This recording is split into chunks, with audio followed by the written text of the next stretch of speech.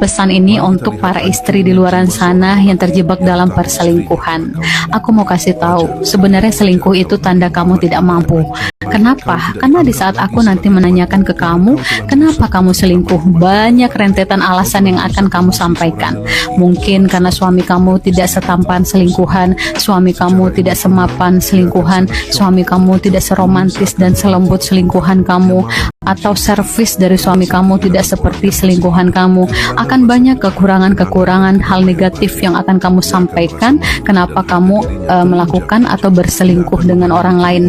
Sebenarnya bukan karena suami kamu yang kurang, bukan karena suami kamu yang negatif, tapi itu membuktikan karena kamu yang banyak kurangnya, karena kamu yang tidak menggunakan akal kamu. Kalau memang banyak kurangnya suami kamu, ya dari segi fisik, ekonomi dan lain-lainnya, itu salahnya kamu. Kan kamu yang pilih suami kamu yang mengiyakan ketika ijab kabul dan kemudian orang mengatakan sah dan kamu iyakan.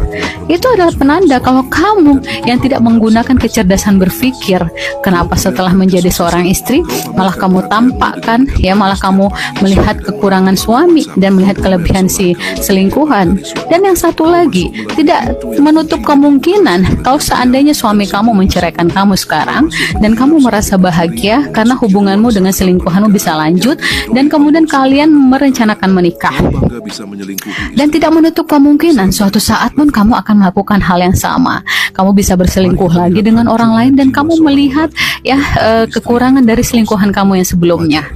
Hidup kamu akan mutar-mutar seperti itu aja. Karena apa? Tidak ada rasa syukur, tidak ada penerimaan ya di dalam diri kamu. Yang kamu lihat hanya kurangnya orang.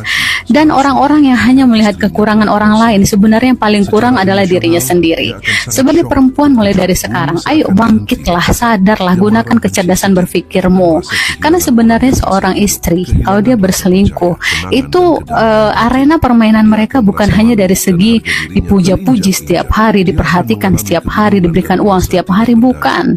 Laki-laki yang mau berselingkuh dengan seorang istri atau istri orang lain, mereka hanya ingin mahkotanya kamu. Ya ujung-ujungnya ke sana juga. Sementara mahkota kamu itu berharga, itu hanya untuk satu orang yang halal dan sah. Itu adalah penanda kalau kamu itu wanita berharga. Tapi kalau misal gonta-ganti, apalagi dalam hubungan yang haram, apa bedanya kamu dengan makhluk yang berkaki empat? Aku bukan merendahkan kamu ya, tapi aku ingin menyelamatkan cara pikir kamu sebagai perempuan.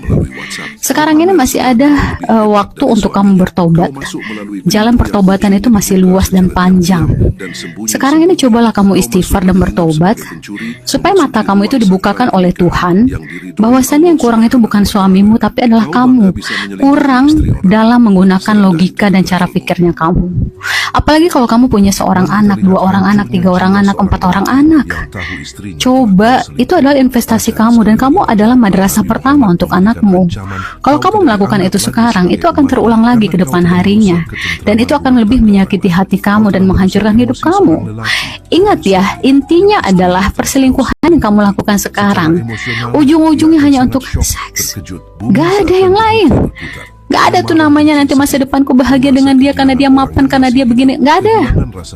Ya, kalau misalnya ia pun kamu nikah sama selingkuhan kamu, urusan kamu bukan hanya dengan dia, urusan kamu dengan keluarganya. Iya, kalau keluarganya baik sama kamu. Kalau misalnya karma itu dijatuhkan atau karma itu melalui keluarga dari selingkuhan kamu siap, mental kamu siap. Ya, takutnya nanti kamu jadi nggak waras gara-gara itu. Mulai dari sekarang, sebagai perempuan yang berharga, jagalah nilai diri kamu. Ya, kamu kembali sama suami, taubatlah. Karena apa? Ketika perempuan yang pernah berselingkuh, dia tahu itu salah dan sesat, kemudian dia bertaubat. Ingat ya, akan banyak jalan kemudahan. Allah akan angkat derajat kamu dan suamimu. Mungkin yang sebelumnya permasalahan di ekonomi, Allah akan angkat berkali-kali lipat ekonomi kalian. Kemudian kalau masalah fisik ya, Tuhan akan menitipkan rasa cinta dan syukur di hati kamu, walaupun ya tampan apapun laki-laki di luar luaran sana seperti pria dari Turki kah, Eropa kah tampannya, ketika Tuhan menitipkan rasa cinta dan syukur di hatimu untuk suamimu tetap yang terbaik. Itu adalah ketenangan hidup yang sesungguhnya. Yuk, mulai dari sekarang, sadar dan sabarlah dalam meniti rumah tangga. Meniti rumah tangga ini nggak ratusan tahun kok, 20, 30, 40 tahun udah cukup. Dan setelah itu pulang ke Tuhan, bawa amal-amalmu sebagai perempuan. Kalau amalmu itu baik, maka kamu akan masuk dari pintu manapun yang kamu suka untuk ke surga. Ingat ya, hadiah untuk perempuan itu, perempuan yang cerdas, perempuan yang soleha, bukan kipas angin, bukan kompor gas, tapi surga. Percaya aja. Dia akan mengalami kebingungan dan merasa tidak berdaya.